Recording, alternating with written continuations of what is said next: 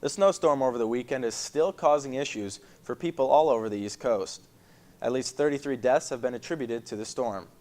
Schools and government offices remain closed as crews struggle to clear streets of snow. Brian Todd reports. The Big Dig up and down the East Coast.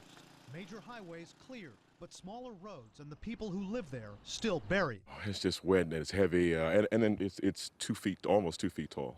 The damage throughout the region is still being tallied. Roof collapses like this church in Silver Spring, Maryland. Crashes and spinouts over the weekend, like this accident between a snowplow and a train in Stamford, Connecticut. And more than 24 fatalities, including an Ohio teenager killed sledding, and a woman and child who died in this car in New Jersey of carbon monoxide inhalation while trying to stay warm on a street as the father was shoveling the car out. Severe coastal flooding that wrecked shoreline towns in New Jersey and Connecticut, but also stories of rescues of the motorists who were spun out in snowbanks, stranded for agonizing hours on highways in Kentucky and Pennsylvania. Officials in Washington are upset with comparisons to New York and assertions that D.C. hasn't bounced back as quickly. We're doing everything we can down here to get our city back where it needs to be. I see the efforts of all of the crews that are out there day and night, 24 hours a day. Airports are offering at least partial service in New York, Philadelphia, and Washington. My flight looks good so far. But still, hundreds of cancellations or delays, and many suburban train and metro stations are still closed. Things are not entirely normal today, but a lot of the city is operating well. But not problem-free. This empty school bus got stuck in Queens, New York, and it took several people to push this car out in D.C.